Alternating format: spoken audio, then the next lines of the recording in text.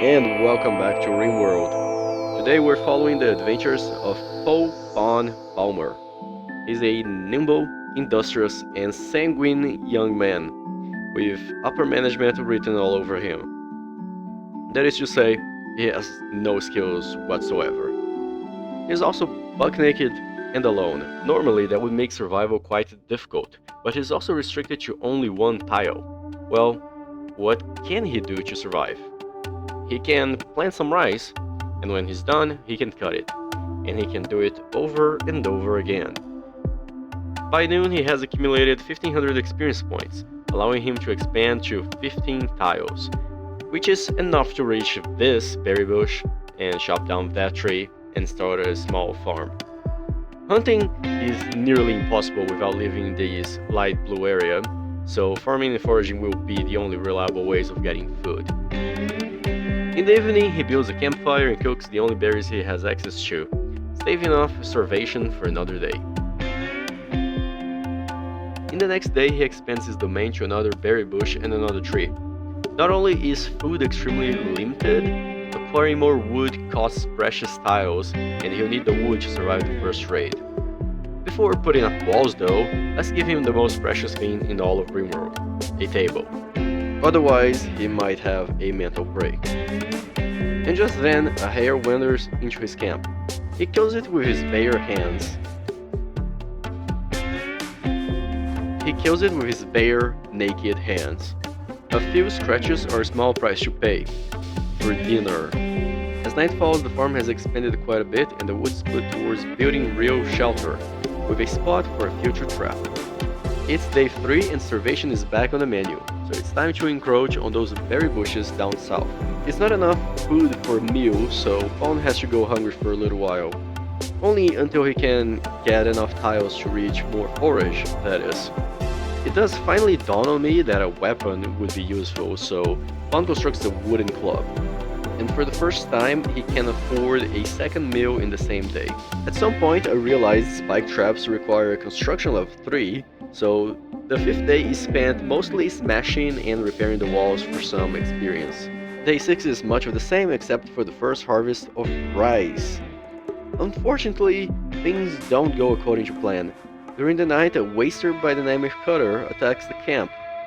Ironically, Cutter is only armed with a club, so our nimble pawn is able to knock him down.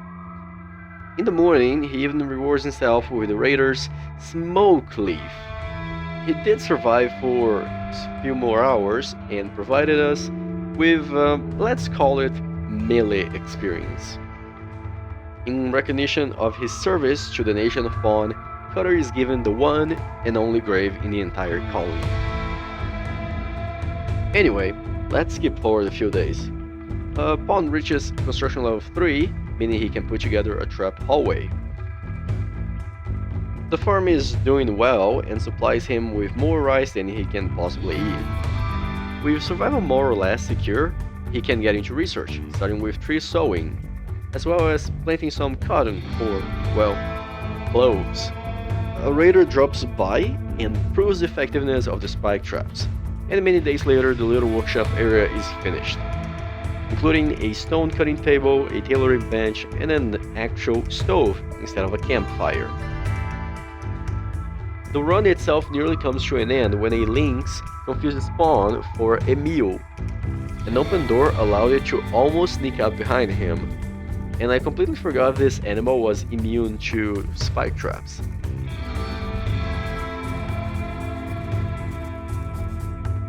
I don't even know how Pawn made it inside, but he's alive and the animal will go after easier prey.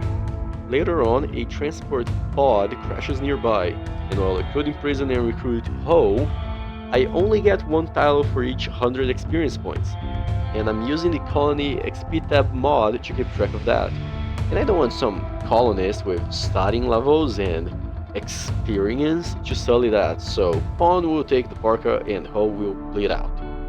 Eventually we reach day 20 and I have access to 629 tiles, and I'm using less than half of that.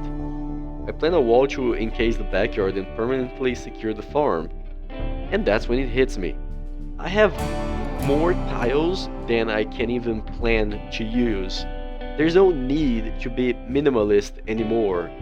At this point, this is just a solo colonist run. So, can you survive the Tileman challenge in Rimworld? Yes, yes you can. It ends up being a regular solo colonist run. So let's bid farewell to Paul Palmer. And until next time.